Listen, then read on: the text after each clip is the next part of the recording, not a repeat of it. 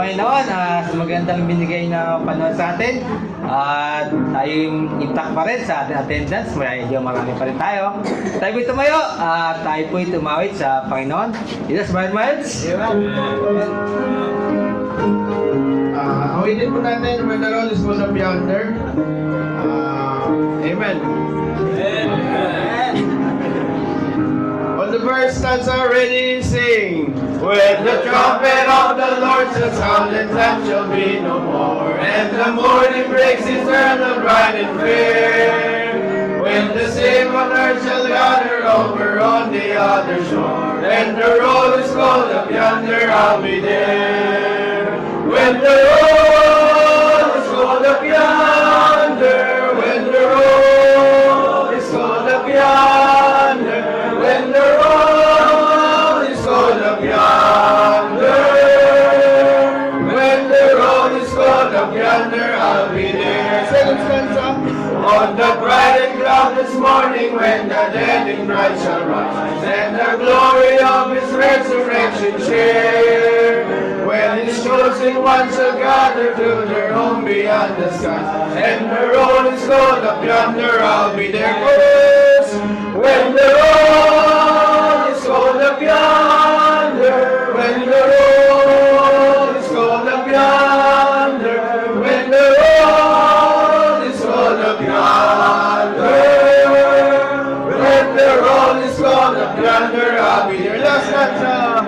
Let us labor for the Master from the dawn to setting sun. Let us talk of all His wonders, love and care. Then when all of life is over and our work on earth is done, and the road is called up yonder, I'll be there. Yes. When the road is called up yonder, when the road is called up yonder, when the road is called up yonder, when the road is called up yonder, I'll be there.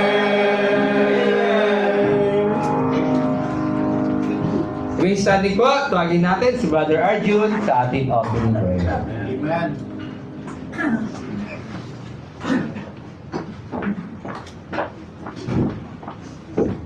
Nalangin po tayo. Dakilan namin Diyos, Panginoon, maraming pong salamat sa panibagong araw na binigay niyo po sa bawat isa po sa amin.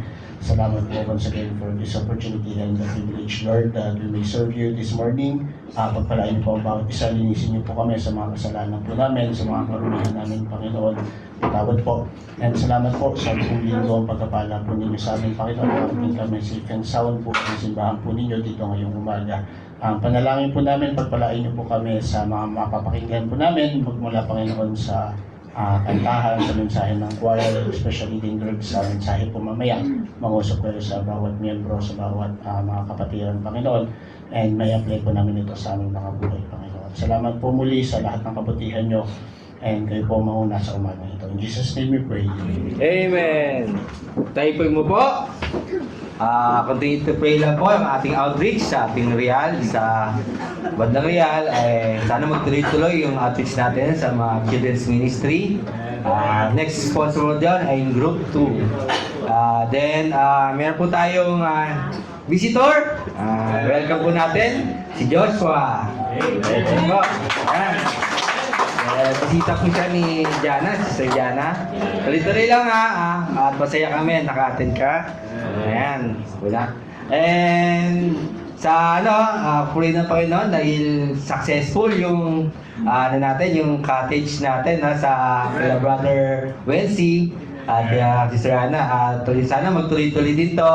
At next naman, yung itong darating na March, sa amin naman, sa Lijan. Sana pray nyo lang. Sana yung mga kapitbahay namin, may invite din namin. At sana umando rin sila yung pag dito. Pumayag din sila kasi medyo maliit yung bahay. Kaya medyo sasakupin natin yung sa kabilang bahay. Sana makapagpaalam kami at sana yung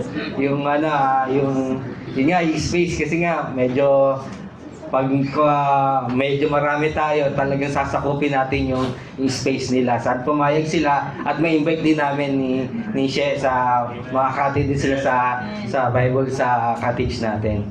Ayan po, kung wala nang further announcement, another song at ang choir. Awitin po natin, stand up for Jesus.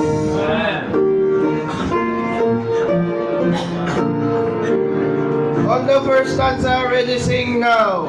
Stand up for Jesus, ye soldiers of the cross.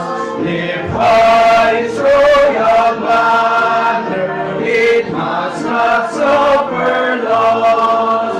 From victory unto victory, his army shall he lead, till every foe is vanquished, and Christ is Lord indeed. Stand up for Jesus, the trumpet call obey, for through the mighty conflict, in this his glorious day, ye that are men now serving against unnumbered foes, let courage rise with danger, and strength to spread the post. Last stanza.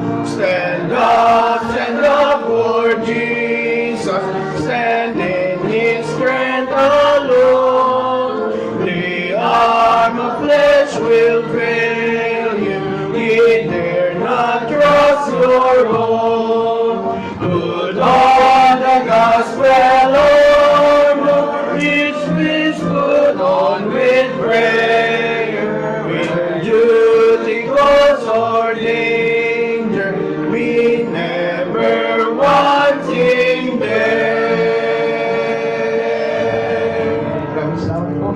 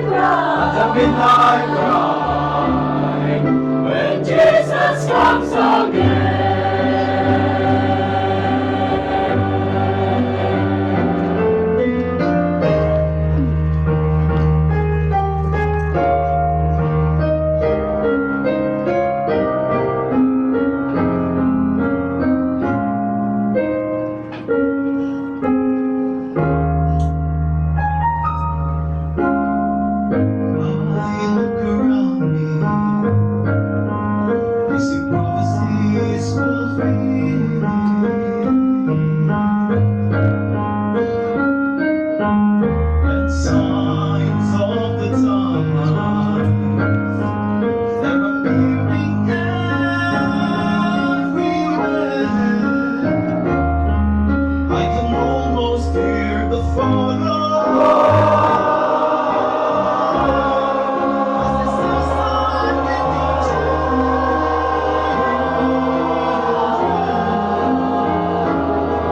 That's a midnight cry.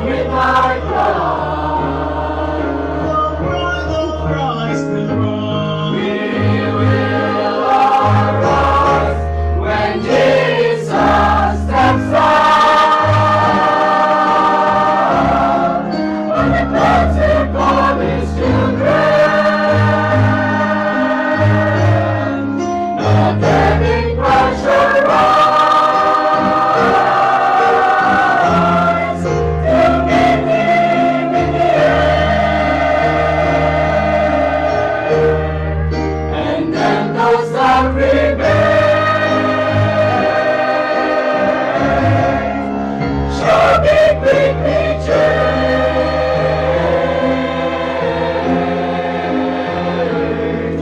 At the midnight cry, when Jesus comes again, and then those that remain shall be quickly changed.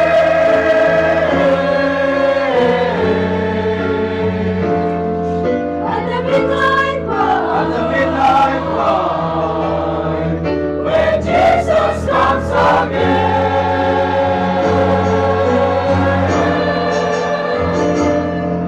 at the midnight cry,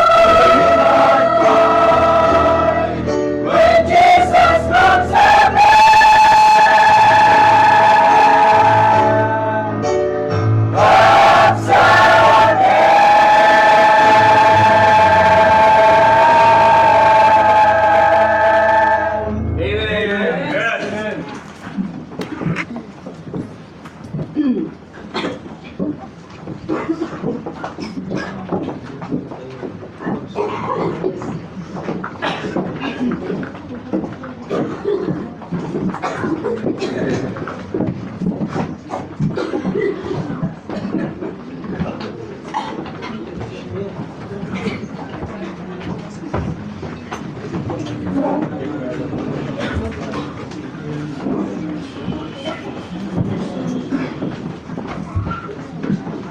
Maraming salamat sa ating choir.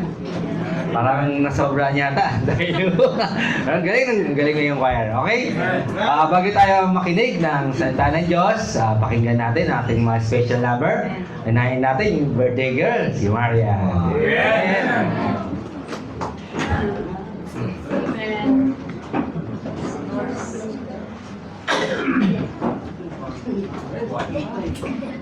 Kita ba?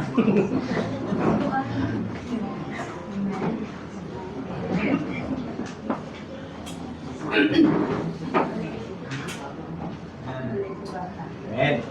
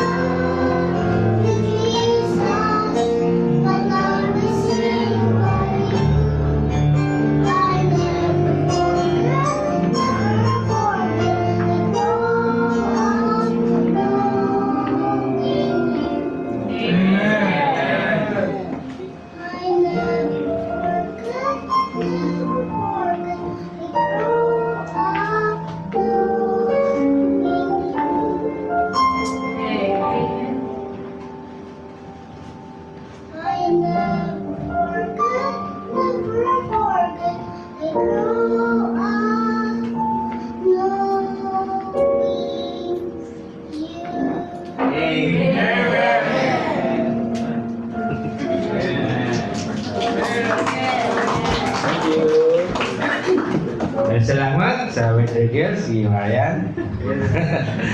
Ang cute. Okay, mangin naman po. Pakinggan po natin ating duet, si Brother Vince at si Yang Yang.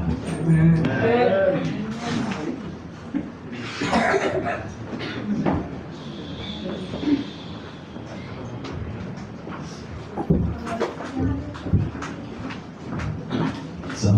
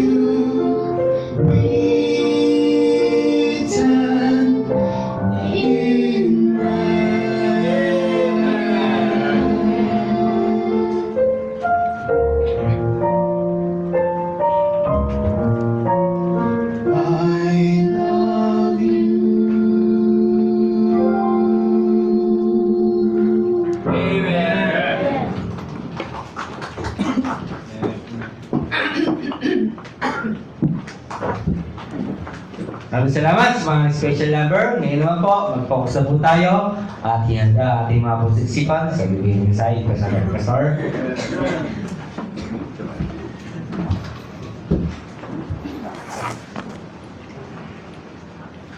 Good morning po sa lahat. Good morning. Salamat sa ating Panginoon. Bigyan sa atin ng bagong araw naman, linggo. Kasama-sama tayo. At halos salamat sa Diyos. Halos lahat ay nakatawid tayo ng maayos. May mga uncontrolled naman na mga circumstance.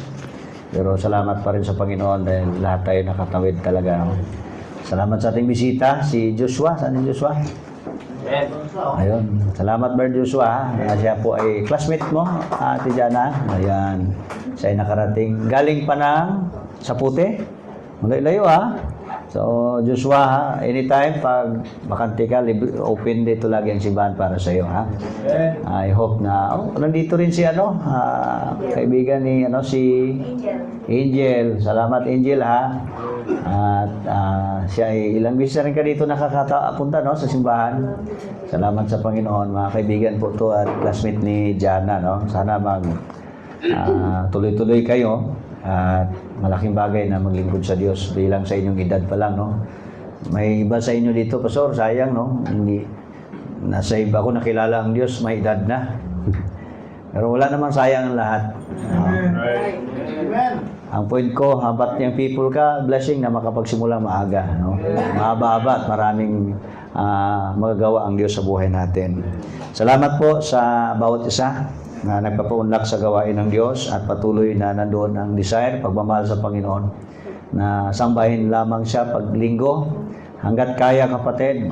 Kung kayang gapangin, punta ng simbahan, punta tayo. Amen. Kasi yun ang kalooban ng Diyos. Some of you here ay may mga karamdaman ay talagang sa biyaya ng Diyos. Inahon talaga makatawid. Kasi ito yung gusto ng Panginoon na magkasama-sama tayong sambahin natin siya. Lalo pag anak tayo ng Diyos. Amen? Ang anak ng Diyos, hanggat bukas ang pagkakataon, laging nakikita tayo paglinggo sa simbahan. Sumasamba sa Panginoon. Now, this morning, wala naman siguro akong nakaligtaan na ang ating oras is 9:42. Sa ating mga kapatiran sa Real, salamat po. Sila tatay, nanay, nagpapatuloy. Some of them, let's just have to pray. Lalo kay Tatay Cesar din na pangalawa. May karamdaman lang, hindi makalakad-lakad. And the rest, Nanay Nilda, nandito ba? Nanay, ay salamat po sa iyo, ha. Nagpapatuloy si Nanay Nilda. Praise the Lord na sa kanyang pagpatuloy sa Panginoon, no? And sa ating choir gown, no? Salamat sa inyo. Sa kay Nilda, siya po ang gumagawa niyan. Di ba? So, siguro mga ilang linggo or buwan na lang ay mag-iba-iba naman ang kulay niyan. Meron bang pinipindot tapos magbago ang kulay? No, yung mga pinipindot. Yan, no? Salamat kasi yung mga kaparaanan natin na medyo maganda man ating presentation sa Panginoon, no? Hindi naman tayo nag-entertain sa tao, ang Diyos po talaga. Ang primarily na gusto nating mapasaya, no? Sa labas nga, lahat ginagawa ang the best, no? Bakit hindi natin pwedeng gawin sa simbahan pagdating sa Panginoon? Ano po? Now, this morning, I would like to ask your attention please dito sa 2 Corinthians chapter 5. 2 Corinthians chapter 5 verse 9 to 11. 2 Corinthians chapter 5, 9 to 11 please sa inyong mga Biblia. Sa lahat po ng mga kapatiran, mga lingkod ng Diyos, mga anak ng Panginoon. So mag-invest kayo ng Bible ninyo. Amen. Pagpunta niyo ng church, magdala kayo ng Bible, babasahin natin yan, bubuksan natin. At kahit sa inyong bahay, ganun din kapatid. Kasi yun na lang ng isang daladala natin. Dapat ma-well-versed kayo dyan. Ma-master nyo ang Bible as possible.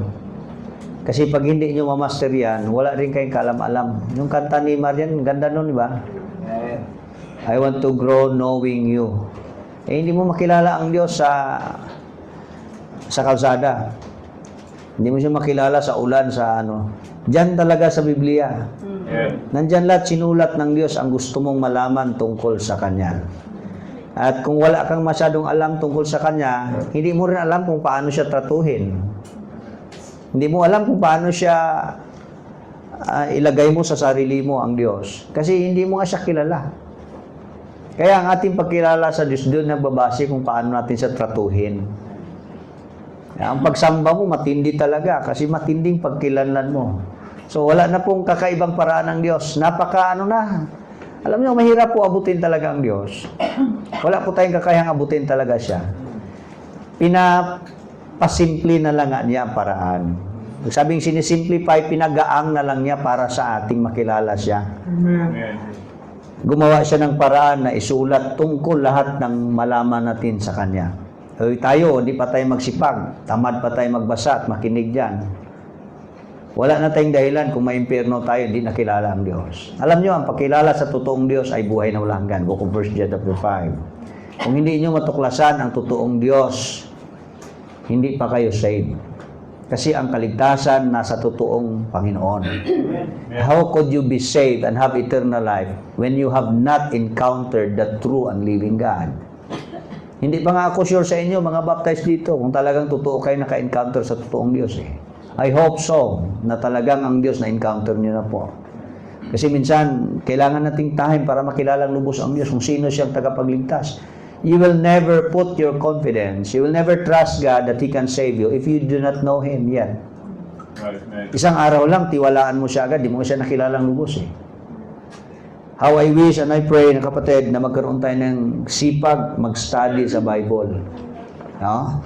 Now, dito tayo, verse 9 to 11, wherefore we labor. Nakita nyo ba? Amen.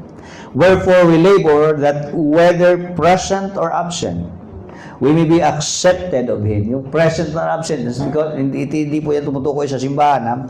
Yung pagharap sa Diyos. Yung sa langit ka man o hanggang dito pa sa lupa. Pag sabing present, you are with the Lord already. Absent, you are here still on this earth. We may be accepted of Him.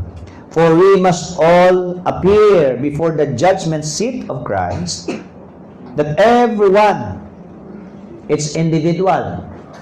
Kaya walang groupings tayo dito para magtulong-tulungan. Pero pagharap sa Diyos, walang groupings. Walang family. Kahit anak ka ng pastor, you need to do diligently serving the Lord. Because ikaw lang isa ang harap sa Diyos, hindi mo kami makasama. Okay pa yung humarap ka sa principal pag may kasama. Pero pag ikaw lang isa, nginginig ka na Ikaw lang isa, kapatid, harap ko sa Diyos. Hindi ka pwedeng maghanap ng kumadrina, kung sino pa mang mag-ano sa'yo, mag-backer. You are all alone, facing God on the judgment day. Sabi ng Bible, kapatid, God said that everyone, why is it that we face the judgment seat of Christ? Because everyone may receive the things done in His body. Are we still in our body? Amen. Be careful of what you are doing with your body. Be careful how you live your life when you are still in your body today. Because of what? You may receive things done in it. Kung anong ginawa mo nung nandito ka pa sa lupa, you are still in your body, that means you are still living in this earth. Kasi kung wala ka na sa earth dito, wala ka na on your body. Are you still in your body? Tuktukin nyo nga, katukin nyo yung ulo nyo. Ako ba to? Nandyan ka pa ba sa loob ng katawan mo? When you are still in your body, you are still living in this earth. Kaya pag wala ka na sa katawan mo, so patay ka na. If you are still in your body, praise the Lord, you can still do things for the Lord. Pag mamatay ka, kapatid, wala ka ng pag-asa. Pag wala ka na sa katawan mo, wala ka ng pag-asang may gawin para sa Diyos. Praise the Lord. Kung buhay ka pa today, you are still in your body, you can still do things. Kaya huwag magsayang. Hanggat buhay, kapatid, hindi natin hawak ating buhay. Hawak mo ng Diyos yan. Kung hayaan niyang mamuhay pa tayo bukas, praise the Lord. Pero huwag mong sayangin. Hanggat buhay ka, nandyan pang katawan mo, gumagalaw pa yung kapatid, gamitin mo para sa paghahanda sa pagharap sa Diyos. Things done in His body, whether it be good or bad. Kaya wala pong maka-eskapo sa Diyos, Everyone may appear before the judgment seat of Christ, that may receive things done in His body. Knowing, verse 11, therefore, the terror of the Lord. Maraming Kristiyano walang takot sa Diyos. Kaya pag gusto lang kung anong gusto sa sarili. Kapatid, hindi ako pastor na para magdala ng parang may baril, Armalite, o ano pa, na matakot kayo. I'm just a preacher of the word. I'm just your pastor, kapatid, na nagti-take care sa inyong kaluluwa para sa Diyos in a way of God's word. Amen. Pero wala akong kapangyarihan magbasag sa inyong buhay, magtanggal sa inyong buhay. Ang Diyos talaga, He is a terror God. Pag sabing terror God, di ba ang term na terror, sa terorista lang natin naririnig yan. At minsan negative ang ating impression. Pero God is a terror God. Pag sabing terror God, He is a God that would put us in fear. Siya lang naman ang Diyos na ilagay ka sa takot, na dapat matakot ka sa Kanya. Siya ang Diyos na exceedingly to be afraid of. Siya ang dapat mong katakutan. It's not your debt. It's not your boss. It's not your salary to be done away. It's not in these things, in this world. It's all about God na dapat mong katakutan. Kung mayroon tayong katakutan sa buhay, ang Diyos, kapatid. Now, sabi dito, knowing therefore the terror of the Lord. Have you known Him? How He was so terror and terrible God. Kilala mo ba siya? Kaya ang problema dyan yung knowing the terror of the Lord. Hindi mo ata siya kilala kung gaano siya kabangis pag magalit. Hindi mo ata siya kilala kung gaano siya katindi pag siya ay magalit. Ang Israel, kapatid, katigas talaga ng ulo. They were known of being stiff-necked people. Pag sabing stiff-necked, hindi talaga makalingon sila. Ang tigas ng ulo. Sila po yung napakatigas na ulo, kapatid. But sabi ng Diyos, I want you to know that terrible God, that you may fear the Lord your God. Kaya ang Diyos, pag lumapit sa kanila magsalita, nanginginig sila sa takot, kapatid. Because God is a terrible God. Kung ang Diyos ay magalit, kapatid, sa Old Testament times, kinain silang buhay ng lupa. No? Sila po ay pinatay ng Diyos with many kind of punishment. That's the terror of God. Today's days, kapatid, marami na tayong narinig sa mga paligid ng mga calamities. Tuli, ang coming na tribulation period, isa yan sa mga manifestation ng terror ng Diyos. Yung mga 7 vials, 7 seals, magbasa kayo ng Book of Revelation. Nandun lahat ng paghukom ng Diyos on the last days. So, knowing therefore the terror of the Lord, we persuade men. Pinipilit natin ang tao. Hindi ito context ng soul winning. Context ito ng Kristiyano. Na ang bawat isa, pinipilit nating mag-ayos sa harapan ng Diyos kasi nakakatakot ang Diyos. Kapatid, mag-ayos ka, ang Diyos nandiyan, nakakatakot siya. Para bang sa tatay, sa magulang, pre, ayos na tayo, nandiyan na si mama, nandiyan na si papa. Kaya ang magulang na mabangis, kinatakutan ng mga anak. Yung mga magulang na, I'm sorry to say this term, mabangis, ang magulang na nagdidisiplina talaga, mataas ang respeto ng mga anak. Pag-uwi talagang, nag-aayos talaga, kasi nandiyan, uwi na si papa. Pero walang paggalang, walang pagrespeto, walang takot, kapatid, walang gagawin yan. Ganon din ang mga anak ng Diyos. You could be a child of God, but you don't know the terror of God. Hindi mo kilala ang Diyos kung gaano siya kadisiplinado. Hindi mo kilala siya kung gaano siya katapang pag siya magagalit. Sabi dito, knowing therefore the terror of the Lord, we persuade men. Ang word na persuade, pinipilit natin ang isa't isa.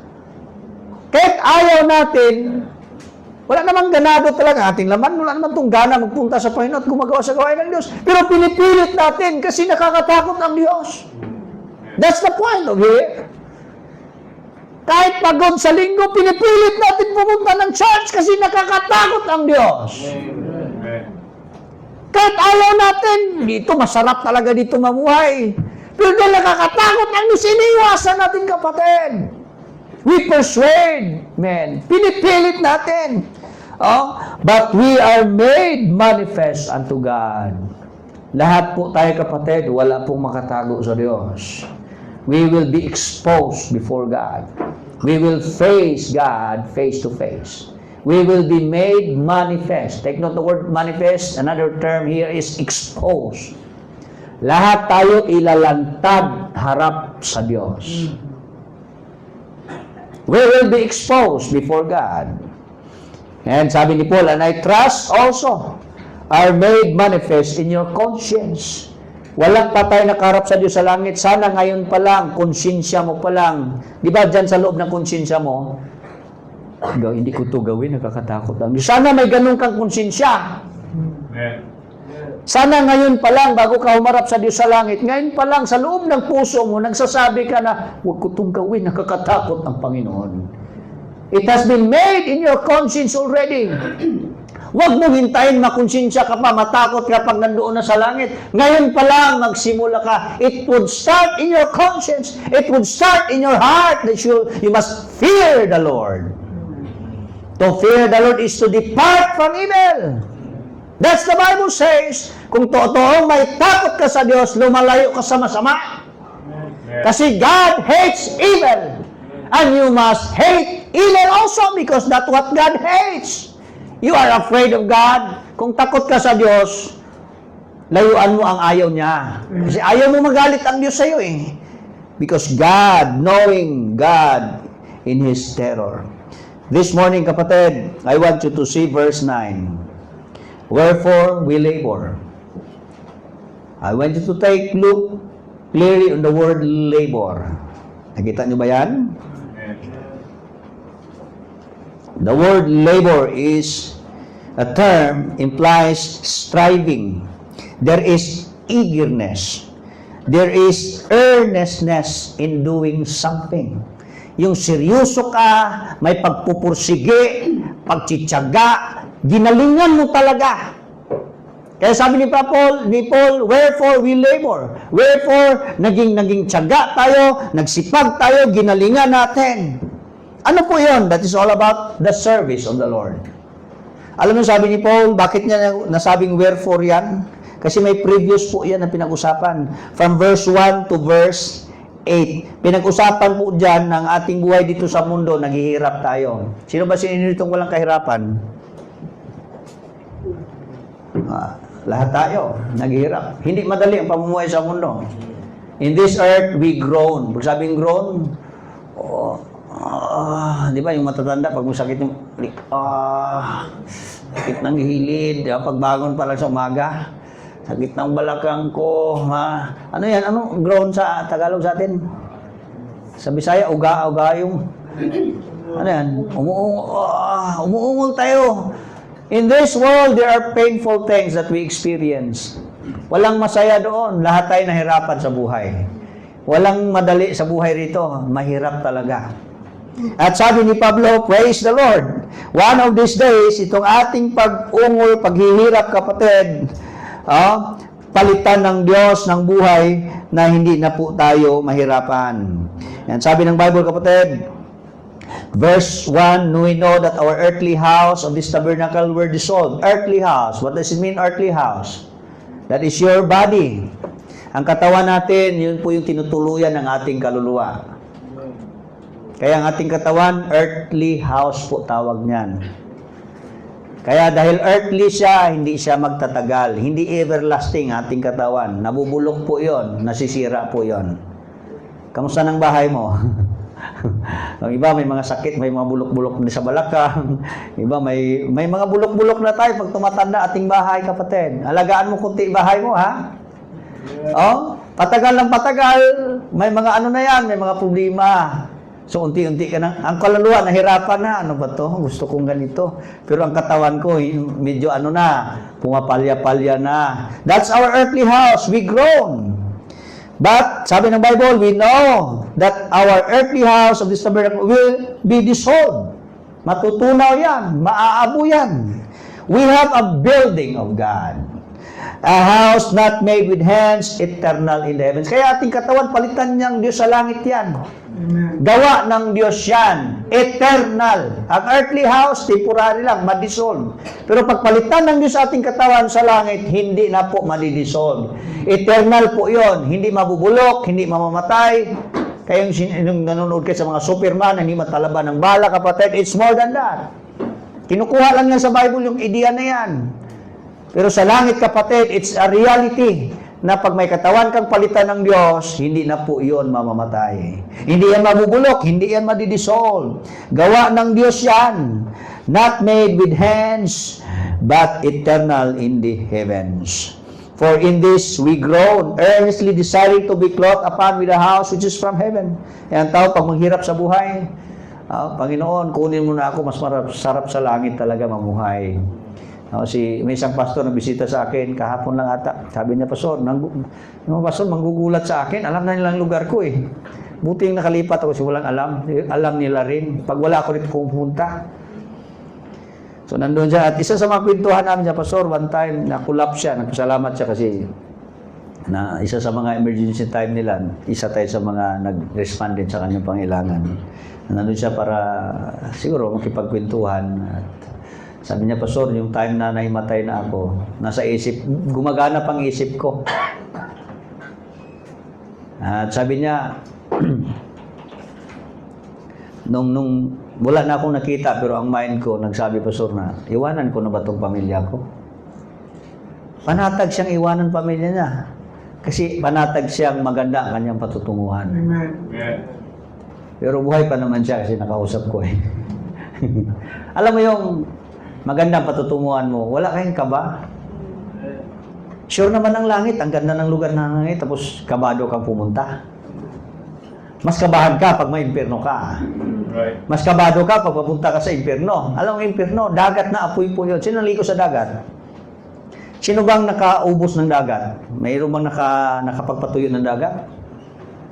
Sa impyerno, kapatid, hindi matuyuan doon ang dagat na apoy. Hindi ka doon mamangka, sunog yun eh. Walang bangka doon, wala ring ice water o ice candy doon. Ako Chinese, ako negosyante, impyerno. Ako yayaman. Dami bili sa akin ice candy.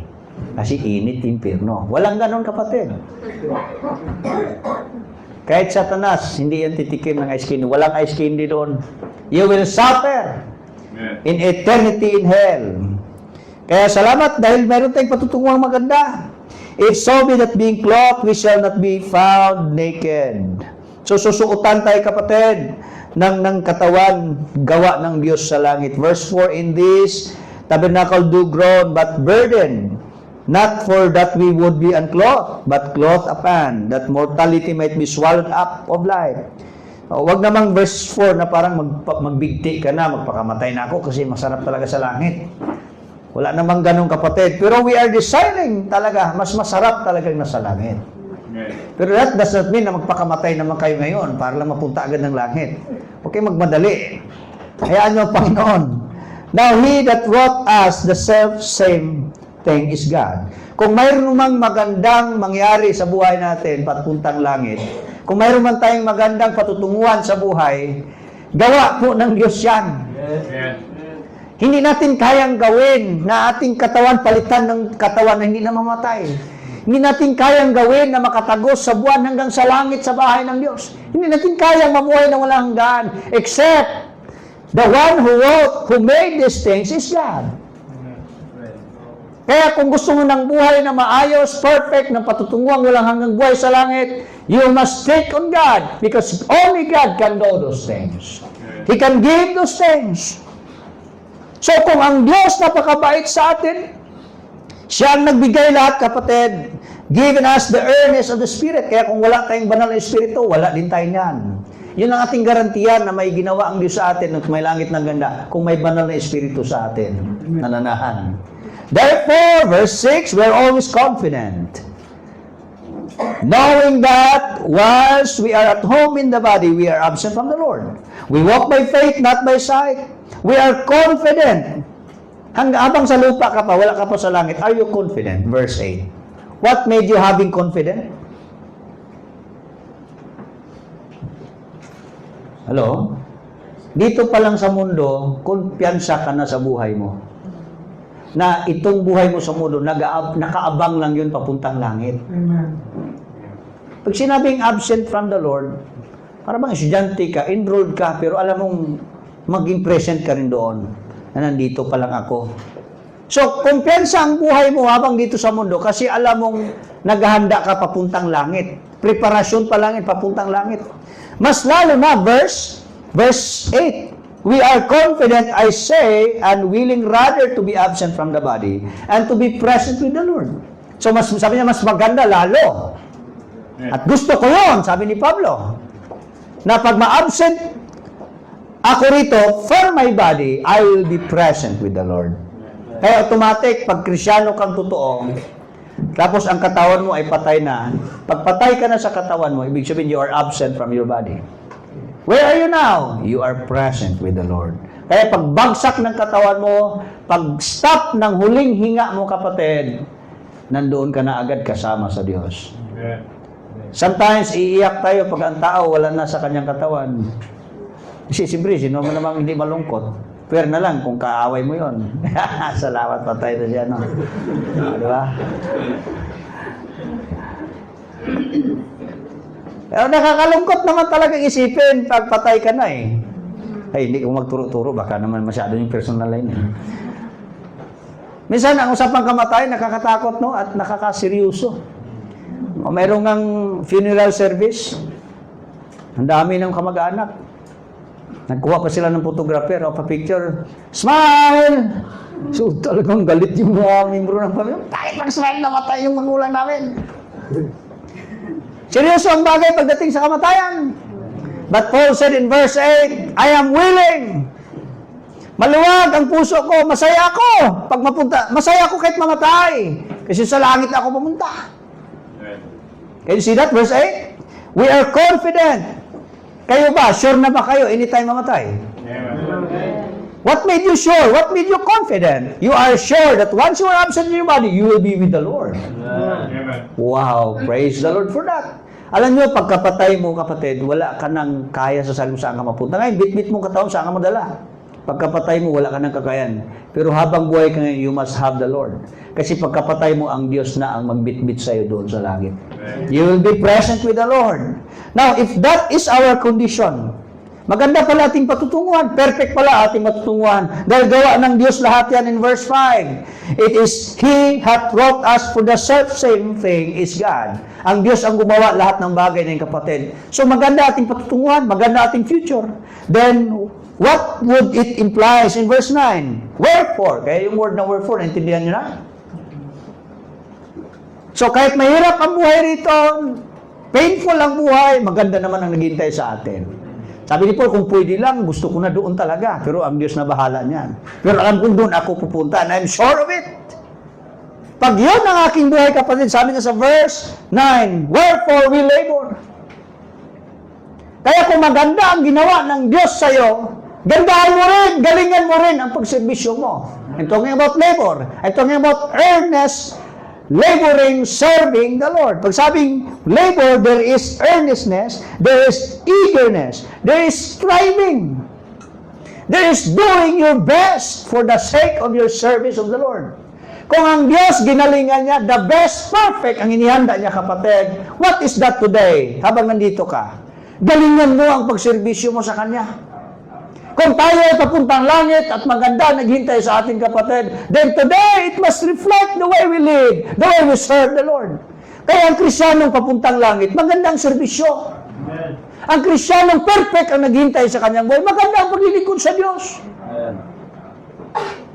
Come on! Ang boss mo nga, pag maganda ang sahod sa iyo, ang mga compensation, ginalingan mo, di ba? Tama po ba? Ang teacher mo mabait, laging nagbigay ng 98 sa iyo, kahit absent ka, galingan mo talaga. Kaya sabi kapatid, lalo ang Diyos, the best ang ginawa niya sa buhay mo. At mag-motivate sa iyo, sabi ni Paul, kaya nga, galingan natin. Sabi niya, therefore we labor, it's sabihin, ano yan? Kaya galingan natin, magsipag pa tayo. Huwag tayong pabaya sa ating paglilingkod. Galingan natin ating pagsuserve sa Diyos. Kaya wag nating bigyan ang Diyos ng panis na paglilingkod, ha? Wag nating bigyan ng reservation pagdating sa paglilingkod. The best pa lang ginawa niya sa buhay natin, eh. Minsan ating pag-serve, optional. Wala na akong choice, eh. Wala na akong no choice. Minsan second choice na lang ang Diyos, or no choice, or second choice, or last choice. He must be the first choice. He must be the best choice that you have. Kaya ang paglilingkod sa Diyos, it must be laboring. Now, are you serving the Lord? Are you do it in the labor of labor? In the level of labor? Are you laboring in the service of the Lord? Kaya pag-usapan natin this morning, laboring in the service of the Lord. Alam nyo, sa pag-serve sa Diyos, ayaw ng tao yung word na labor. Di ba sa pagtatrabaho, gusto natin maghanap ng trabahong simple, easy, magaan, pero mataas ang sahod. Hello? Sino ba namang ayaw niyan? Ang gusto mo ng trabaho, yung magaan pero malaki ang sahod. Gusto mo ng magaan pero malaki ang sahod. Gusto mo yung easy na trabaho pero mataas ang trabaho, ang sahod. Di ba? Gusto natin yan, kapatid. Walang halos taong gustong mag-labor. Tama ba? Kahit sa pag-aasawa, yung magli-labor ang asawa, huwag kang lalapit pag husband ka, huwag kang lalapit sa kanya, suntukin ka, tapos sipain ka talaga. Susumpain ka niyan.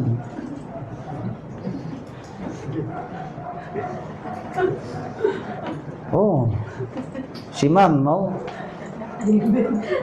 Siyempre, kabado ako pag nahihimatay ako pag makita nagbiblid yung ko ba to? Pag makita ko sa nagbiblid, nahihimatay akong kusa, eh. Tapos, nandun na kami sa hospital, dalawa. Sunday pa naman yon. Si Brad Guy, ikaw mag-preach. Wala akong magawa, mga anak na siya, eh. Saturday night, hanggang Sunday na morning na yon. Kinukumport niya ako, pero gano'n siya, gano'n. Ako yung kinukumport niya para hindi ako may matay. Okay lang, okay lang. Okay ka lang, ha. Talagang humingiti pa siya, encourage ka niya, eh. Ay, nung sumumpong ng mga anak na, yung anong tawag niyan, magbati na sa Bisaya, magbati na. Hilab na ang tiyan. Hikap iba naman yun. Ginutom na yun, eh. Naghilab na. Oh, doon na kapatid, sobrang painful. Nakakanon niya, okay ka lang. Huwag mo kung gano'n siya, kayo si Marina. Wala. Nag-iba na.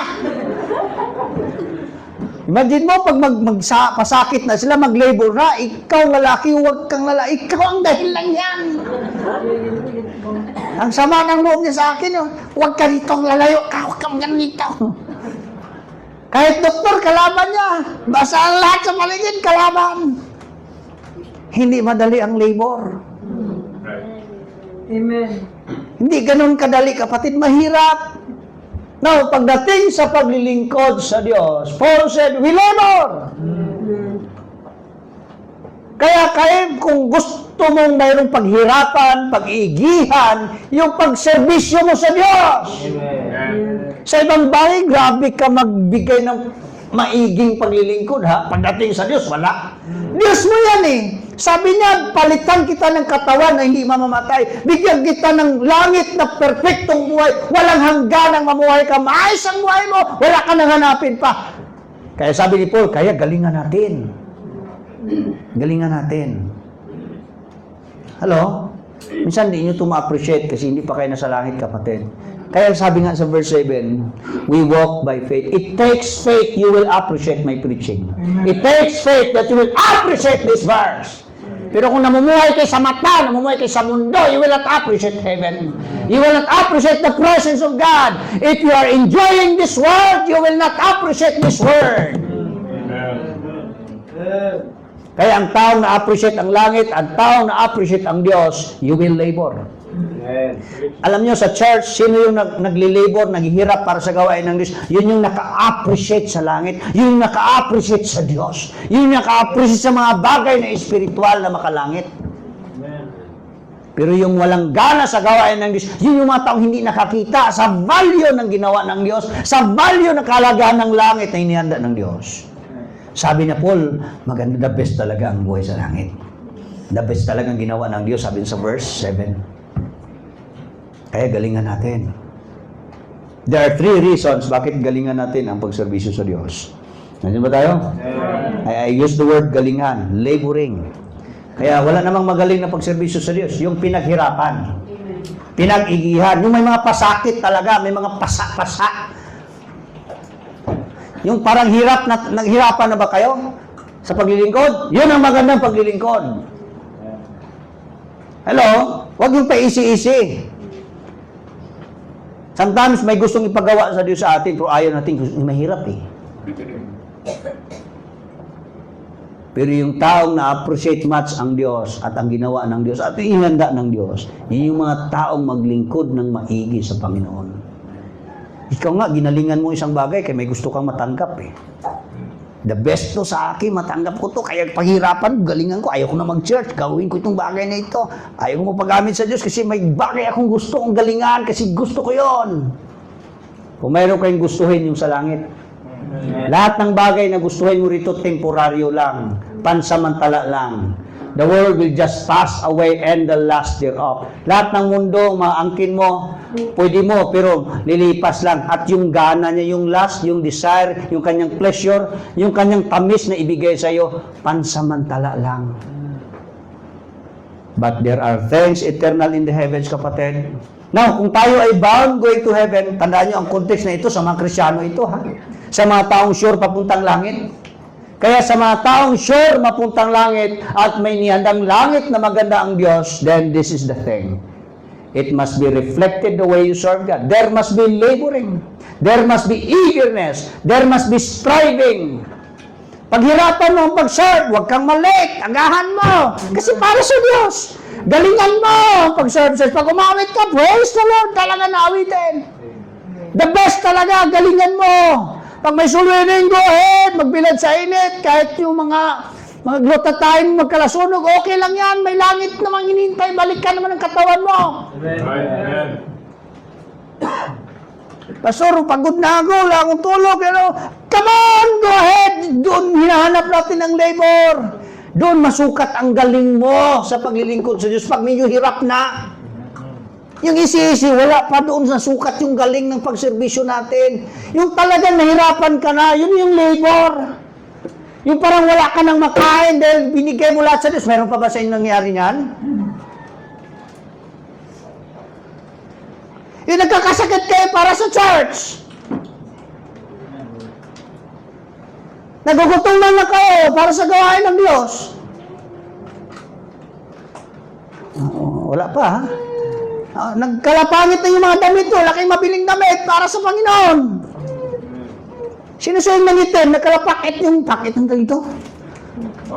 Nakabakbak yung mga balat nyo dahil nagbilad ka sa sulwining. Ay, nagbilad ka sa beach eh. Sa swimming, iba din mo pag-swimming, kahit bilad na bilad. Kahit anong glutatayin mo, talaga magpabilad ka kasi ang sarap mag-swimming. Pero pag-swimming, ayaw. Allah, kapatid, anong klase yan? Amen.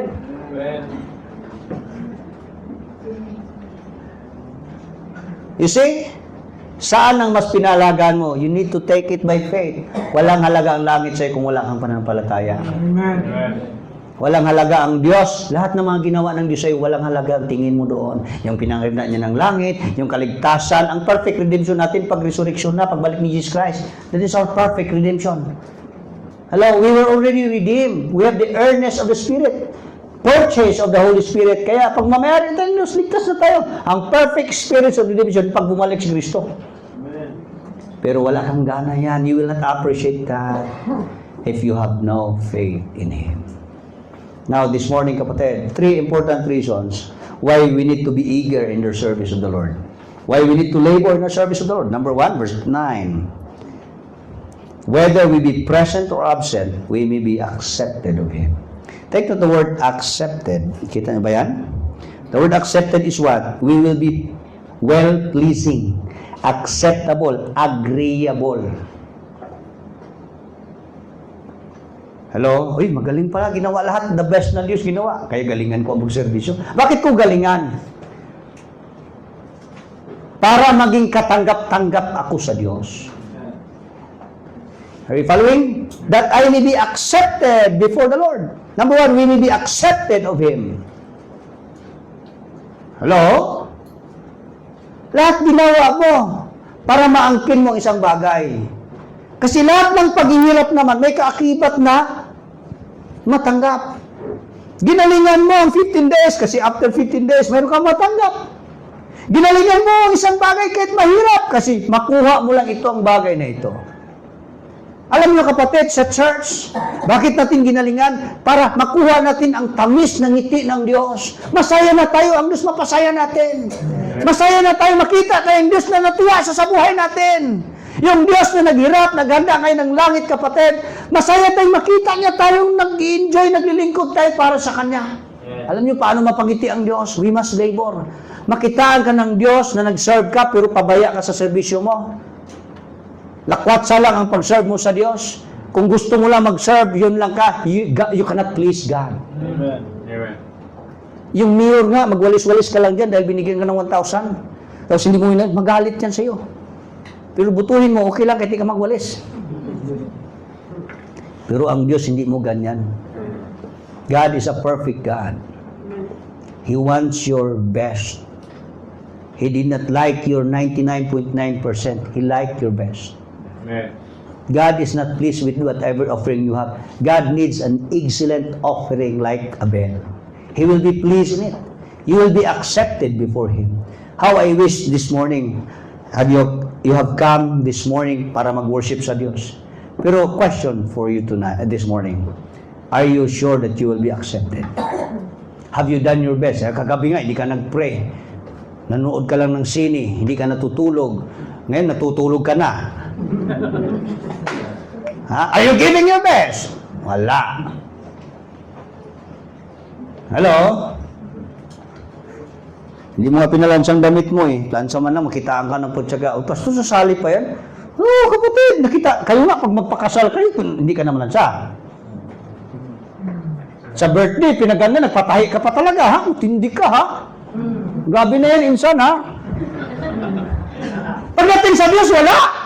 Amen. Give your best! Amen. Pumunta ka na mga kasal, suklay-suklay. Dito, wala kang suklay-suklay. Ay, masali pa yung pastor. Mga simpleng bagay lang naman yung kapatid. But I mean, mayroon ba kayong ginawang effort para mag-church? Nag-effort ka ba? Para sa Diyos. Lahat ng bagay, nag-effort ka. Pagdating sa Panginoon, hindi ka nag-effort. Yung nagbigay sa'yo ng buhay. Yung nagbigay sa'yo ng buhay na walang hanggan. Yung nagbigay sa'yo ng langit. Yung naghanda sa'yo ng lahat today. Busy ang langit para sa'yo, kapatid. Tapos wala kang effort dito. Sobra na yun, insan, ha? Give your best.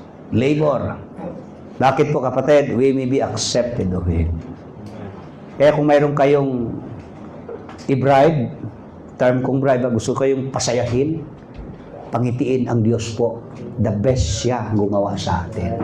Kaya galingan mo para mapasaya mo ang Diyos mo. Amen. Amen. Nung nangligaw ka, ginawa mo lahat para mapasaya lang siya, ha? Anong ginawa mo, Brad?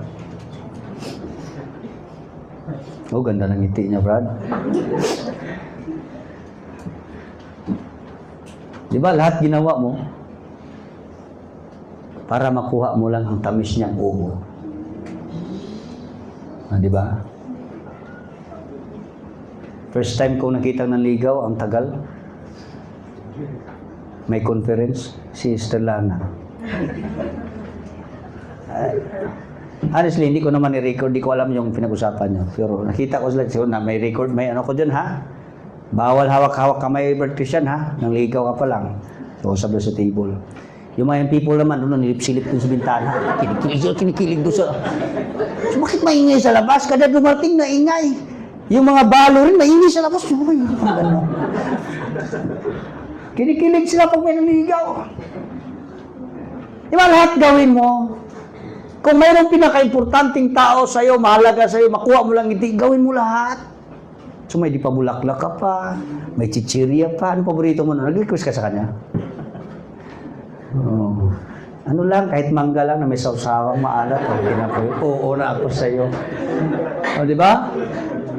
Tapos nung kayo na, Tapos yung maglilihi. Delikado rin pala yung maglilihi. Akit ka sa niyo, kunan mo yung walang naman. Paghihirap yun. Alaman mo kung itim na baboy. Itim na baboy. Delikado. Allah, sunod-sunod naman. Pero pag wala siyang halaga sa'yo, hindi mo gagawin ang best mo. Ganun lamang, simple lang ating mensahe, kapatid. Kung ang Diyos the best sa'yo, siya ang mahalaga sa'yo, galingan mo. Kung wala siyang halaga, wala kang gagawin galing. Sa ibang bagay, mahalaga sa'yo doon, magaling ka. Pagdating sa Diyos, ginalingan ng Diyos para sa'yo, di ba? Nag-usap na tayo verse 1 pababa. Lahat ginawa ng Diyos ang galing na bagay para sa'yo. How's ikaw wala kang gagawin? Sabi ni Paul, kaya mag-labor tayo. Galingan natin, mag-strive tayo, mag-iigir pa tayo. God is doing His best. Let's also do our best for Him. Para matanggap-tanggap man tayo ng Diyos. We will be accepted of Him. Sapat na ba yung dahilan, kapatid? Galingan ko kasi kahit pa paano matanggap man ako ng Diyos. Matuwa man siya sa akin. Mapasaya ko siya. In 2 stages, I may be, sabi niya? That we may be present or absent. Anong present or absent? Presently in my body. Ibig sabihin, buhay ka pa lang today, you are still in your body, you are accepted of the Lord. Imagine mo today, Sunday, wala ka pa sa langit, you are still present with your body, but you have pleased the Lord. You have worshipped the Lord. You have pleased the Lord. God is pleased with your life today because you have labored. You have given up your best for Him. You do eagerly in the service of the Lord. Then it must be accepted presently. Absent! Paano kung mamatay ka mamaya? Absent ka na sa body, lulutang ka, direkta ka sa langit, kapatid. You will be accepted of Him. You see, patay man o buhay ka sa katawan mo, kapatid, nandito ka man sa lupa, sa langit, go, do the labor, give your best service, para katanggap-tanggap ka sa Diyos. Number 2, verse 10. We must all appear before the judgment seat of Christ, that everyone may receive. Ang kinatandaan ko dito yung word na may. Yung una, may be accepted, may receive things done in His body. Alam niyo kung bakit ginalingan natin? Maliban makuha natin ang ngiti ng Diyos. Maliban na mapasaya ang Diyos. Makuha rin natin yung nasa kamay ng Diyos na ibibigay reward, gantimpala sa atin. Now, huwag niyo kong sabihin na hindi kayo nagangad ng gantimpala, Huwag niyong sabihin, Pastor, hindi ako masyadong dyan sa adirin sa mga reward, mga prize. Bakbakanan nga trabaho mo para masahuran ka lang. Ayaw mo ng reward, ha? Hello? Amen. Alam niyo ang kaiba sa salary at reward. Ang salary is given based on your performance based lang. Ang reward based on your honor. The honor of your work. It is not just a performance job. Trabaho lang, wala. It's more on honor, dignity, value of what you are doing. I don't care 2 talents, 5 talents lang. Pero pag ginawa mo yan para sa Diyos, honorable po yun. Amen. Well done, thou good and faithful servant. You see? Ang kagandahan sa ginawa natin sa Diyos, hindi dito pinag-usapan yung amount or galing mo. Pinag-usapan dito ang ating attitude. Ang paglilingkod kasi sa Diyos, it took for you to have faith to honor the Lord. And God likes it. God is pleased with your faith. God is worship with your faith. And sabi ng Bible, kapatid, pag gagawin mo yan, ako bahala sa'yo. You will receive things done on your body. Are you still in your body? Amen. Kaya may magawa ka pa kasi you are still in your body. Don't waste your body. Whether Coca-Cola body yan, ano pa yan, litruhan yan, kapatid, box yan, ano yan. Hanggat buhay, gumagalaw ang katawan mo, gamitin mo yan to do for the Lord. Amen. Kasi kahit anong pag-alaga nyo sa katawan nyo, mapabiguti man, walang biguti, mapakalbo sa hindi, lahat ng pagsabon, pag-shampoo, lagay sa kilikili, pagsuot na, papaganda, papapugi ng katawan mo, walang saysayan pag hindi mo gamitin sa Diyos yan. Kasi pagdating sa langit, kapatid, praise the Lord, palitan nyo ng magandang katawan. Pangit naman itong ating katawan dito. Tumatanda nga ako. Naging bata ako rito. Tumatanggal dito mga ngipin. Ba? Wala sa ating gumagandang katawan. Pumapangit. Tanggapin nyo na yan. Pangit talaga ating katawan. Tumatagal na. Kaya kayong magmahal, huwag kayong titingin sa katawan. Kayo naman gustong mahalin, huwag kayong magpapa-ingit-ingit sa katawan. Pangit ng katawan. Pag tumanda yan, magsisi kayo, maghiwalaya kasi pangit ng katawan mo. Na-inlove na siya sa katawan mo eh. Kung mayroon kayong laban ng katawan sa langit, kasi perfect body ibigay ng Diyos. Huwag rin kayong asa, tatangos pang ilong nyo sa langit ha. Hindi na magbago yan. Huwag mong baguhin mo mukha mo ron ha, kasi pagdating sa langit, ikaw yon. Kasi pagdating sa, uy, ikaw pala yan, Yor? Bakit hindi ba yung mukha doon? Hindi, nagparituki po ako, nag-ano yung mukha ko, kano na. Huwag niyong baguhin para magkilalahi pati siya, ba't hindi magkakilalahi? Baka ang duda pa ako, baka magkamali desisyon ang anghel. Ihagis kasi, wala itong mukha niya, ihagis sa impyerno. Hindi po, ako po ito! Hindi ako maniwala sa'yo, tinungaling ka ba? Wala siya, ako po ito! Di ba maganda ka doon? Pogi ka doon? Ako lang nga ito! Totoo naman akong pangit doon. Ingat kayo kapatid. Joke train lang yan ha, baka naman siya. Pero baka sa langit hindi kayo makilala ng anghel. Ihagis kayo sa dagat na apoy. Hindi ito si ano Hindi ito yung nalista natin sa buka. Ito yung picture niya Bakit iba? Hindi ito. Hindi. Ihagis sa dagat na apoy tuloy. Alam niyo kapatid, ang blessing lang na nandito po tayo sa ating katawan. Yung katawan mong pamumuhay. Kung magtrabaho yan todo para sa pangmundo, tutunaw rin, mawawala rin. Salamat sa Diyos sa pagtrabaho para may makain, pambayad sa bahay, para makatawid.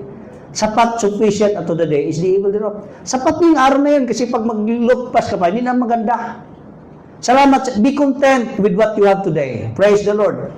Ang gagawin mong pag-igihan, kung anong magawa ng katawan na yan, pang temporaryong katawan, pero maka-effect sa mga eternal na mga value sa langit.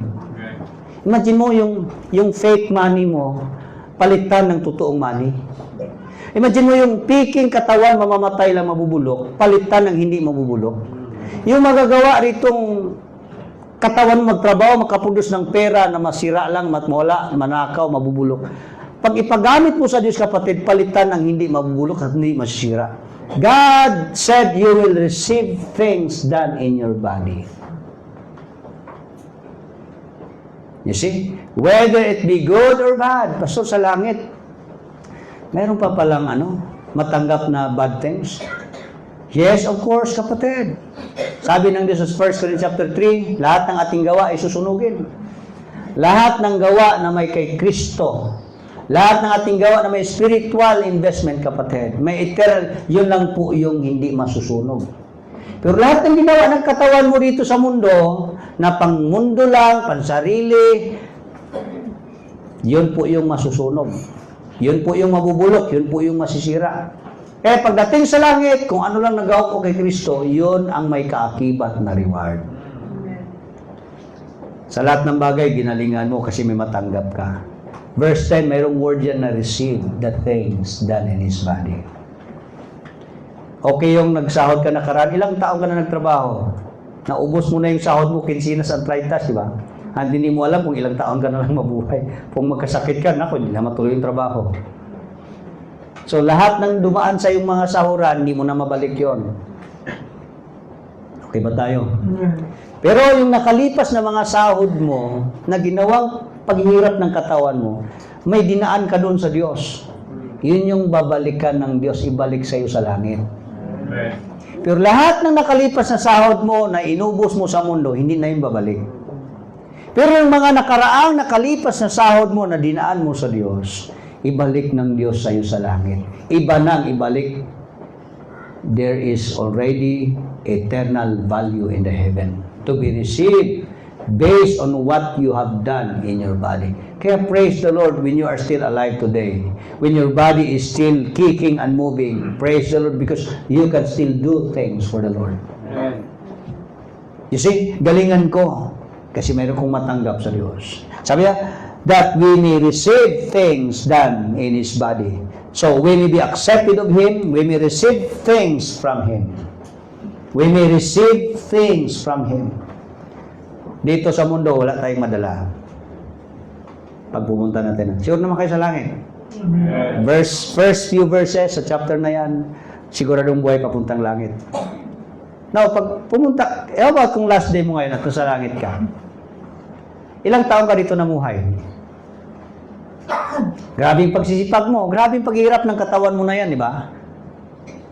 Sure ka, pagdating sa langit, mayroon ka pang matanggap?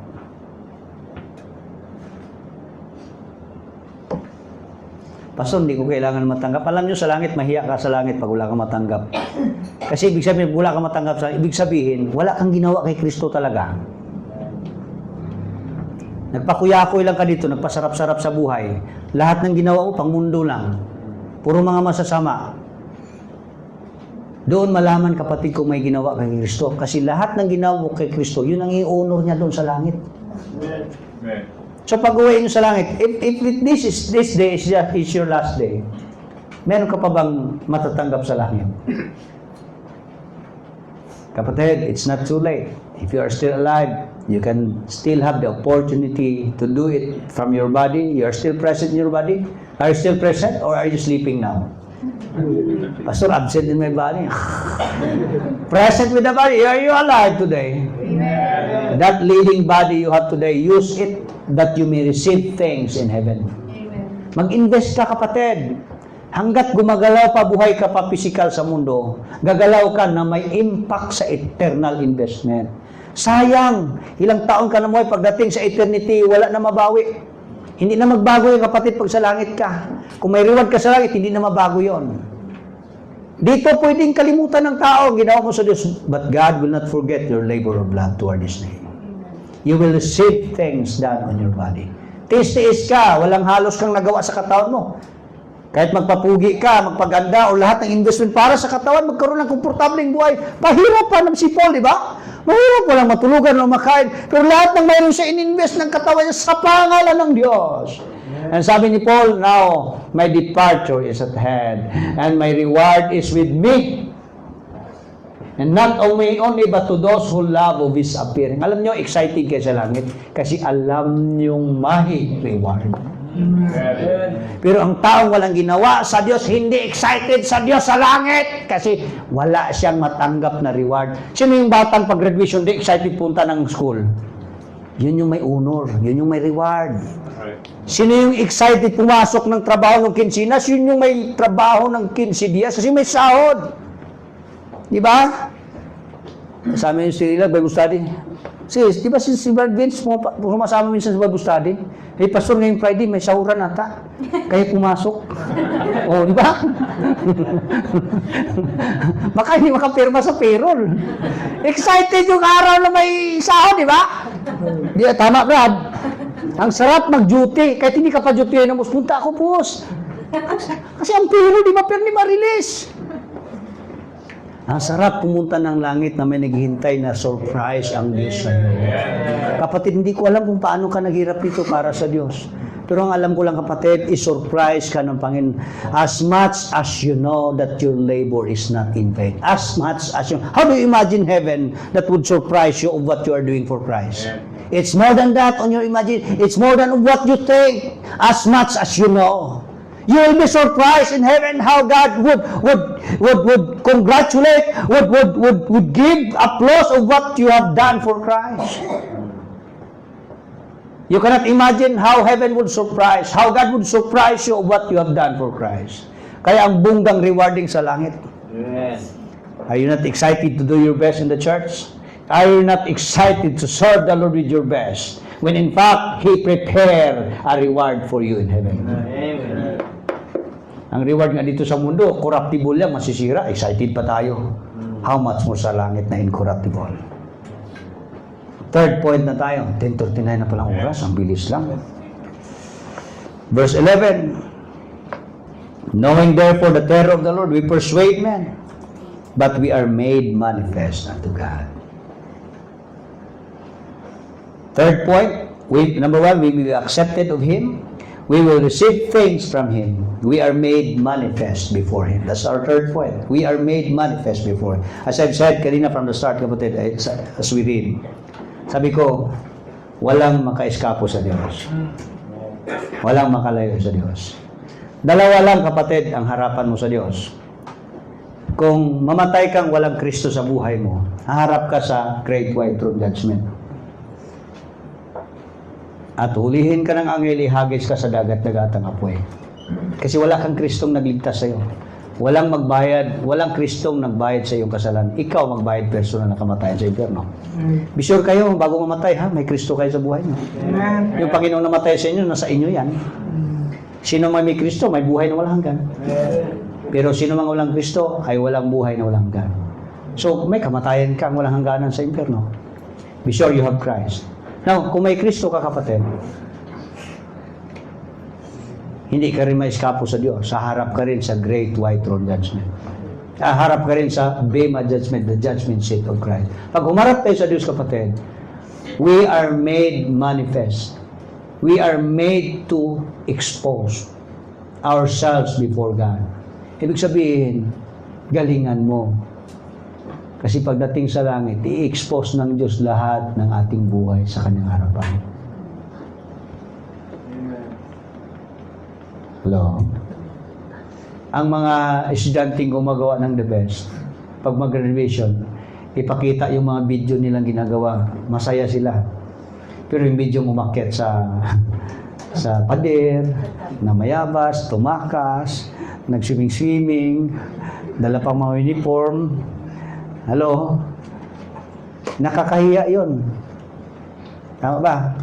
Yung Kristiyano kang pinaghirapan ni Kristo, nilanan ng langit, tapos nag-save ka na, dito ka sa Diyos, tapos papasaway ka pa, pawala ka lang sa Diyos. God will expose you before God.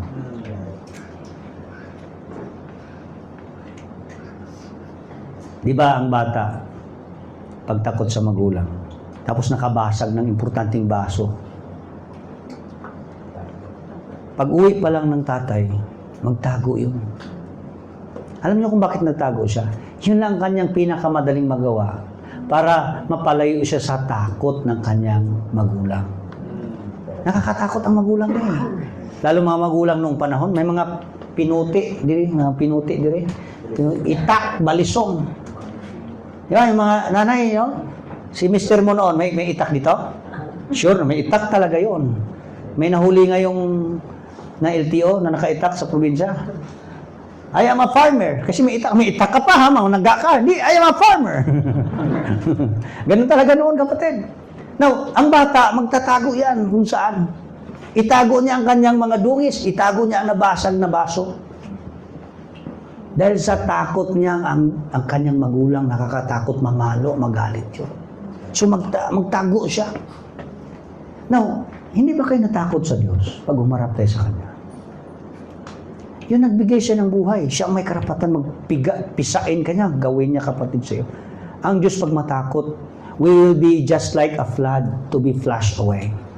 Sa Book of Psalms, kung magalit lang ang Diyos, kagaya lang tayo ng flood of Noah, na para lang tayong winashing, para lang tayong pinunasin, hinugasan, wala na. Parang sipon na ginanon lang, oh. Pag ganun ang Diyos magalit, sabihin, God is a terrible terror God. He is terrible in His judgment. Alam mo yung word na terror? Saan po nanggagaling ang terror? Nagstudy kayo ng Bible? Ang terror, pinapataw ng Diyos sa pagdating sa punishment. And we know in the Bible kung gaano ka-terribly ang Diyos pag mag-punish. Ganun yun katindi. Kaya sabi ng Diyos, it is a fearful thing to fall into the hands of God. Kaya huwag kayong magbiro-biro sa Diyos. Huwag niyong laruan ng Diyos, kapatid. He is a terrible God. We persuade, please. Pag may kapatid kang love na love mo, ayaw mo bukbuk ni papa mo, ay kakapatid, siya mag-ano eh. Minsan, ang mama pa mag-kunsi, huwag mo siya paluin, honey. Sa takot mong siya mabugbog, please, huwag mong gagawin kayo mabugbog ka ni Papa. Sa takot mong siya ay maparusahan ng Diyos, ikaw na tao nakaintindi, nakakaalam, pinipilit, mag-ayos ka kanyang pagalitan tayo ng Diyos. Sa church, sino namimilit sa inyo, mag-ayos ka ang pastor, mag-ayos ka kapatid. Nakakatakot ang Diyos. Hello, we persuade men, pinipilit ka ng pastor kasi nakakatakot ang Diyos. Mag-ayos ka kapatid, ha? Pastor, okay lang to. Nako kapatid, Hanggang dyan ako mag-persuade sa'yo. Hanggang dyan ako magpilit sa'yo. Pero you have your own decision. You must face the terror consequence of God. Sabi ng Bible, kapatid, we were made manifest. Now, ito lang. Akala mo, maiwasan mo ang Diyos. Given na ang Diyos terribly ang Panginoon pagdating sa kanyang judgment day. Tapos tago-tago ka, gawa ka ng bagay na kalukuhan sa Diyos. Wala naman ano. But God will expose. Sabi niya, we are made manifest. The word manifest, expose. Walang makatago sa Diyos, kapatid. Amen. Walang makatago sa Diyos. Pag mahuli ka ng Diyos, patay ka. Pag mahuli ka ni Papa, patay ka. Di ba gano'n? Ay, nakita ko. Wala na. Oh. Pasok sa loob. Dapa. Ang Diyos matindi, kapatid. Now, huwag mo namang lukuin sarili mo kasi honestly, wala namang natago sa Diyos. Ang worst pa, kapatid, pagdating sa langit, doon na yung final exposition. Final release, revelation ng ating mga ginagawa sa Panginoon. Kapatid, galingan mo kasi pagdating sa langit, i-expose ng Diyos ang ginagawa mo sa Kanya. Hello? Sabi ng, oy, galingan mo anak, pag-aaral kasi sa graduation day, i-expose yung mga ginagawa mo. Malaman natin kung ginalingan mo. Sa langit, doon natin malaman kung magaling talaga ang paglilingkod. Sabi ni Paul, let's labor. Let's do earnestly, eagerly in the service of the Lord. Because we'll be exposed. Ipahayag tayo, ipaharap tayo sa Diyos. We will all appear, we will all face before God. Nobody can hide before God. We cannot hide before God. We will face God face to face. We are made manifest unto God. Sabi ni Paul, I hope. Sabi niya, I trust. Kita niyo sa last part? I trust also. I hope also that are made manifest in your conscience. I hope ngayon pa lang, konsensya mo, may takot ka na sa Diyos. I hope pa lang ngayon, ang konsensya mo, takot ka sa Diyos. Kaya mag-ayos ka. Kaya galingan mo. It's in your conscience. Bago pa tayo humarap sa langit, binigyan na tayo ng Diyos ng pusong marunong mag-determine na ang Diyos ang nakakatakot, dapat makonsensya ka na ngayon. Sa ating term, dapat makonsensya ka na. Dapat matakot ka na. Dapat mag-ayos ka na. Hindi ba kayo natatakot? Hindi ba kayo kukonsensya? Pag humarap kayo sa langit, i-expose ng Diyos sa ating mga kapasawayan. Do your best, kapatid. Siguro yung galing nyo rito yung pinapakita, talagang harap sa Diyos, magaling talaga yun. Okay talaga yun. Let's labor. Let's do our best. Let's serve God strivingly, earnestly, eagerly. Praise the Lord kung nandito pa tayo sa katawan. We can still labor.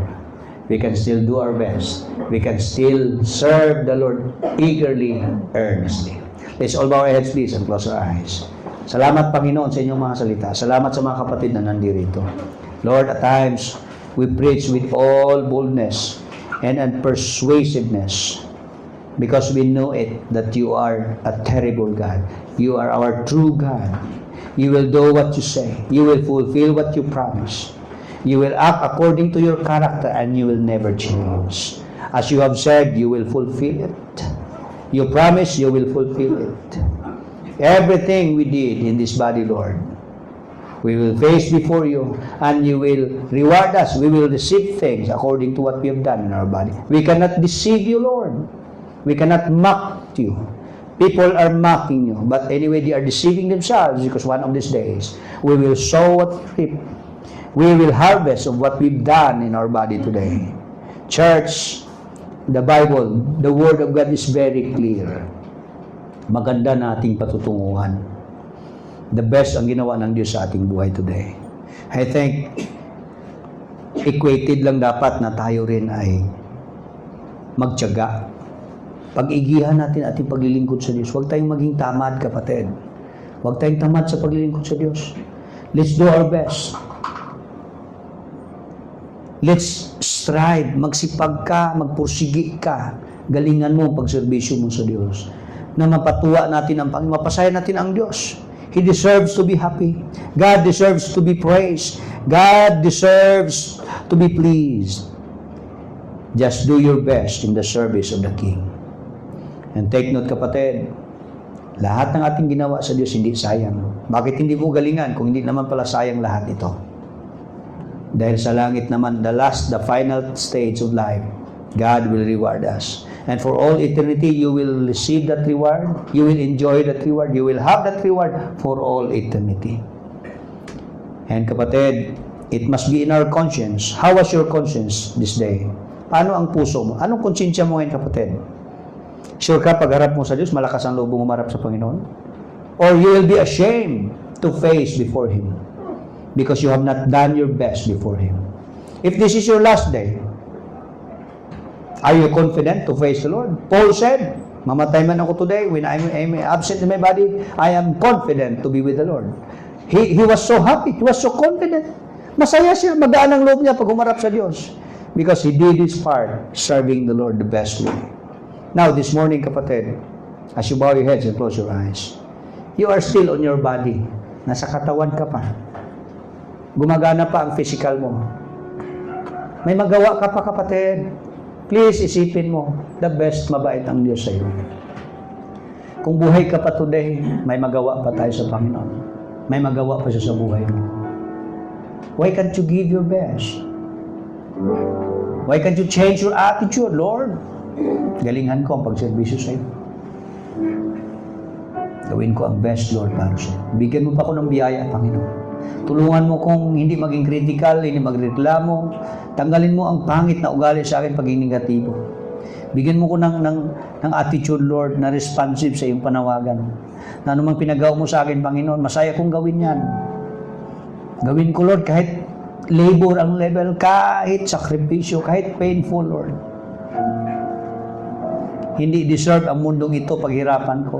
Hindi deserve kahit sino man, not even myself, na pag-igiyan paghirapan ko. Walang ibang deserve sa mga bagay na paghirapan ko, kundi ikaw lamang, Panginoon. Now, this morning, kapatid, can you tell it to the Lord, Lord? Kung mayroong best service, ibigay ko sa iyo, Panginoon. Kung mayroong paghirapan, pag-igiyan ko sa iyo, Panginoon, ibigay ko. Can you do that, kapatid, in your prayer? Don't tell me na lalabas ka na lang. Wala ka man lang. After all na pang-usap sa Diyos, wala kang gagawin. Make this moment, commit yourself to the Lord. Make that prayer. Have a covenant with God. We are living under God's covenant. We are living under the intimate bonding with God. How is your bond today? Uuwi ka ba? Wala kayong malang pag-uusap ng Diyos. Wala kayong bonding. Wala kayong commitment. Commit yourself to the Lord. You will never change. There will be no change if you will never repent. Repentance means a change of mind. You know that this is wrong. You know what is right. Then turn yourself from it. Decide in your mind, Lord, hindi ko ito gusto. Nakita ko, narinig ko yung mga salita, and very clear to me, ito ang dapat gawin ko. Is God talking to you this time? Why can't you make a response to Him? Respond, tell it to the Lord. I will serve you faithfully. I will serve you, Lord, to the level of labor. I will do, Lord, in a very way na ikaw ay please sa buhay ko. Salamat, Panginoon, sa inyong mga salita. Pagpalain yung bawat sa nandito. Sa mensahe aming narinig, tulungan niyo kami, Lord, na mas galingan pa namin. Pag-igihan namin, Lord. Pagtiyagaan namin. Paghirapan namin. Kung ito'y alang-alang sa inyong paglilingkod, Panginoon. Serbisyo para sa inyo. Salamat po sa inyong mga salita. Pagpalain yung bawat sa pangalan mo, Panginoon, Jesus, we pray. Amen.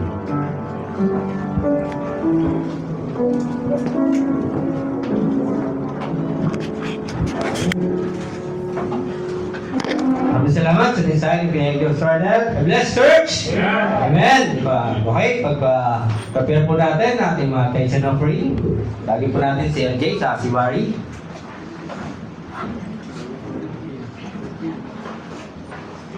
Tayo po mag-pray sa ating offering. Kaya Diyos, maraming salamat po sa another day. Maraming salamat po sa another opportunity na kami po ay kapakalit ng salita at makapag-mabigay po sa inyo ng iyong pagkagulo. Ibig po ito ang aming tithes and offering at kayo lang po ang itaas at kayo lang po ng aming pagtiwalaan. In Jesus' name we pray. Amen. Tayo po yung bata. Sige, My nice of Sita Glory. First and last stanza na po.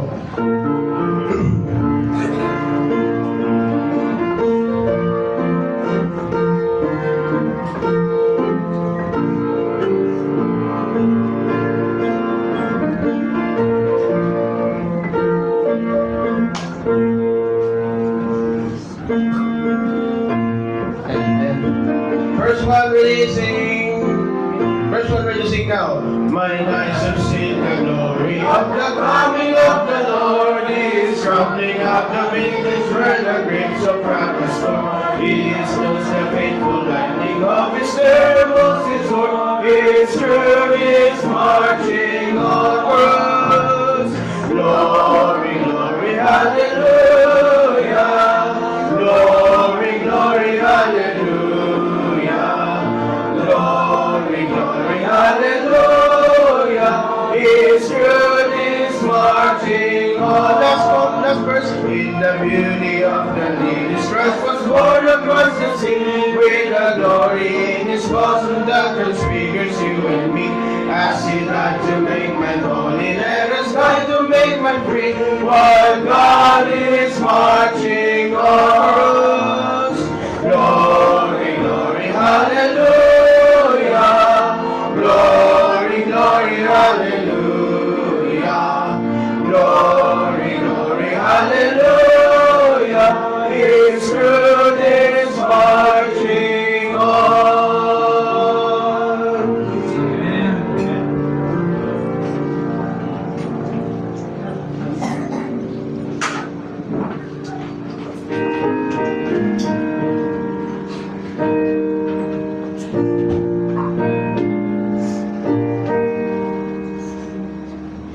Where you left your room this morning, did you think to pray?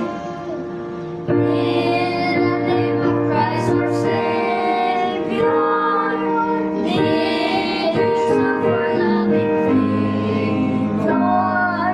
as the shield of faith?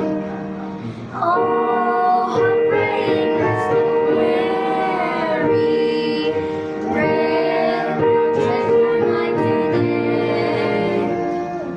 So when life gets dark and weary, don't forget to pray. Amen.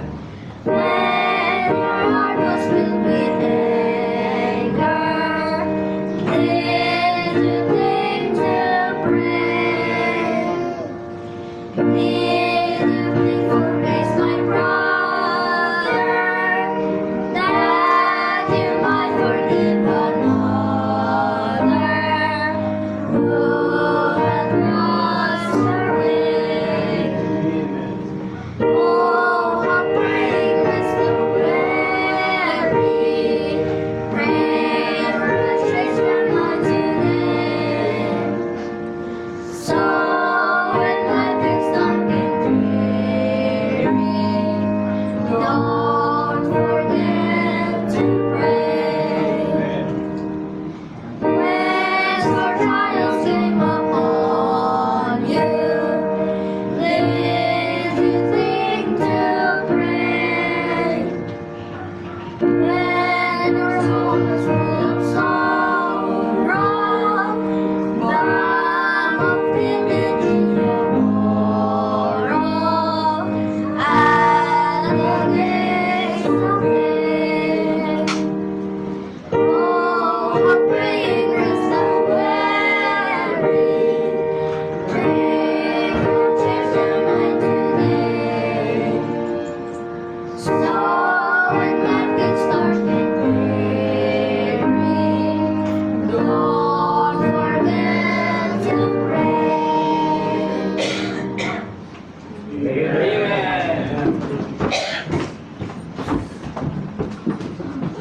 Maraming salamat sa ating kids choir. Balik po tayo mamaya sa ating worship. So ayan, 6 o'clock. Tayo po tumayo. Pagin natin si Brother Dennis sa ating closing prayer. After po nito, ay magkamustahan po tayo.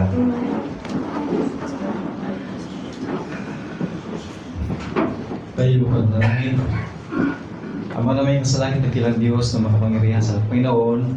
Maraming salamat sa mensahe ang marinig sa umagang ito. Salamat Lord sa mga sa biyaya ng buhay. Pinag-pray po namin sa bawat isa na ang iyong salita ay patuloy na mangusap sa amin.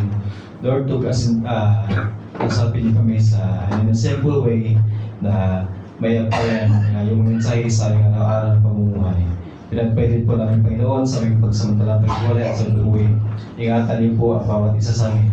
Ganon din po Lord sa aming mga kapatid na nasa abroad, ikaw po patuloy na mamulas kanila. Ito po pinalangin namin sa pangalan mo lang, Panginoong Jesus we pray. Amen. Ingat po tayo sa ating pag-uwi. God bless.